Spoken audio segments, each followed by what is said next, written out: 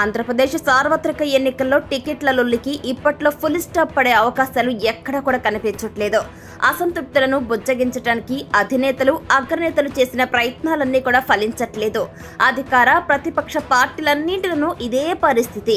టికెట్లు దక్కని వారు ఇండిపెండెంట్లుగా పోటీ చేస్తామని ప్రకటించడమా, లేకపోతే పార్టీకి గుడ్ బై చెప్పేసి ఏదో ఒక పార్టీ కండువా కప్పేసుకోవడమా, ఇలాంటివి చేస్తున్నారు.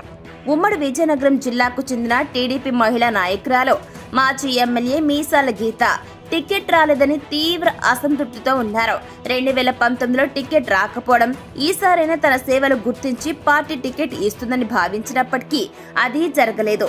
ఇక విజయనగరం టికెట్ ఆశించి భంగపడిన గీత స్వతంత్ర అభ్యర్థిగా పోటీ చేయడానికి సిద్ధమయ్యారు. నియోజకవర్గంలోని కొండకరకం గ్రామంలో స్వతంత్ర అభ్యర్థిగా పోటీ చేస్తున్నట్లు ప్రచారం కూడా ప్రారంభించారు.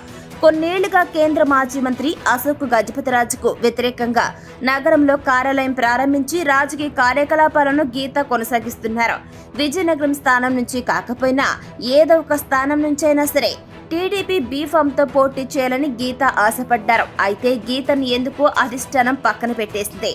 ఇక వాస్తవానికి వచ్చినట్లయితే టీడీపీ, జనసేన, బీజేపీ కూటమితో పలు నియోజకవర్గాల్లో ఇదే పరిస్థితి నెలకొంది.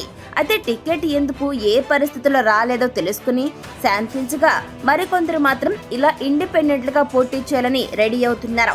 గీత విషయంలో అధిష్టానం ఎలాంటి నిర్ణయం తీసుకుంటుందా అనే దానిపై సర్వత్రా ఇంట్రెస్ట్ నెలకొంది. మరొక వైపు చూసుకుంటే అనంతపురం అర్బన్ నుంచి ప్రభాకర్ చౌదరి కూడా స్వతంత్ర అభ్యర్థిగా పోటీ చేయడానికి రెడీ అయ్యారు. మరొక వైపు చూసుకుంటే అనపర్తి టికెట్ రాలేదని తీవ్ర అసంతృప్తితో ఉన్నటువంటి నల్లమిల్లి రామకృష్ణారెడ్డిని చంద్రబాబు పిలిపించి మరీ బుజ్జగించగా కాస్త కూలినట్లుగా తెలుస్తోంది. ఒక్క టీడీపీలోనే కాదు, అధికార వైసీపీ, ఇటు జనసేన, బీజేపీలోనూ ఇలాంటి సిచ్యువేషన్స్ చాలా నెలకొన్నాయి. ఈ అసంతృప్తులను టీడీపీ అధిష్టానం ఎలా సెటరేట్ చేస్తుందో చూడాలి మరి.